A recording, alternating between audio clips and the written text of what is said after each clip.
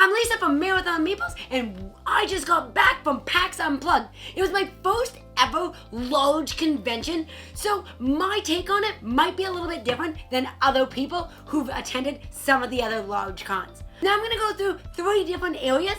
First, what I truly enjoyed about the convention, what I wish I would have done differently, and then things that I loved specifically about PAX Unplugged. So first, what did I love and enjoy about the convention? It was that expo floor, going around to all the different booths and publishers, talking to designers and different game enthusiasts at the booths who were demoing the brand new games. Whether they were released to retail or coming out soon, they were amazing. Sit down, have a round taught to you really quickly, and you get a flavor for that game really quick. If you loved it, you could move over to that first look area where most of those games were available for you to play at your own pace.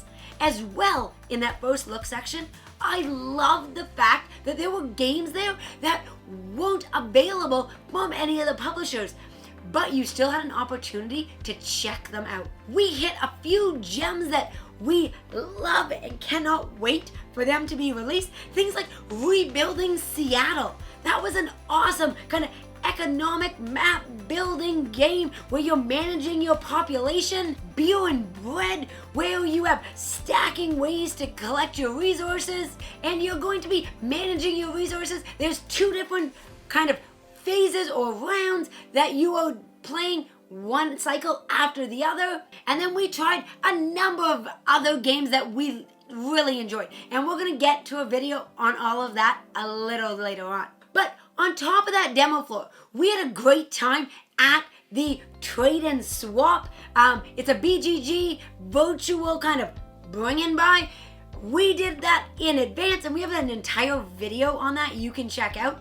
And then we enjoyed open gaming. The games library was epic. There were out-of-print titles, brand new titles, titles that we have traded out of our collection or sold because space is limited. So we got to play some of those games that we knew, and we could dive right in and enjoy those straight up until 11 o'clock. Other things that we enjoyed were the panels. I went to one on neurodiversity, which was fascinating, both from a gaming standpoint as well as from a teaching standpoint. I thought it was really interesting how you can do accommodations and modifications based on your gaming group. And then we went to one with the CEO of Kickstarter.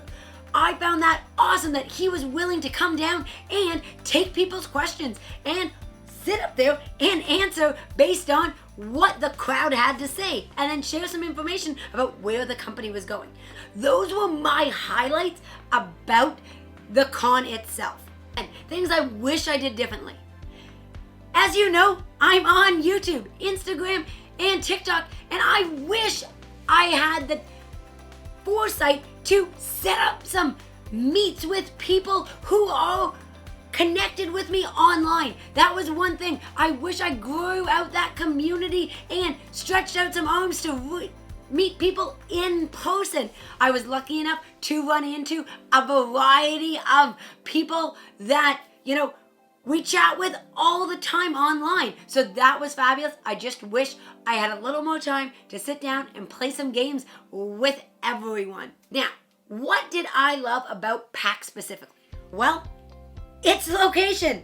Philadelphia was phenomenal. For us, we were able to drive there. So, if you're into board gaming, let's be honest, board games are heavy. They don't belong on an airplane if you want to bring bags home. One other thing, if you're in Philadelphia, you can't go wrong with getting a Philly cheesesteak. We were lucky enough to make our way to Cleaver's and have a dynamite Philly cheesesteak on a hoagie roll. So that was delicious.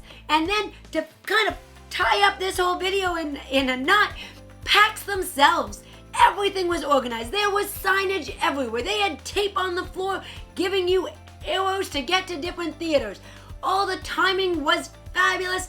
If you didn't want to queue in a long line to get into the expo, they had opportunities where you could wait at any door. So if you're not into crowds, no problem. Just wait 15 minutes and they opened all of the doors into that expo hall. So PAX Unplugged 4-hour experience was fabulously run from tip to tail, and I'm sure we are going to be heading back again next year.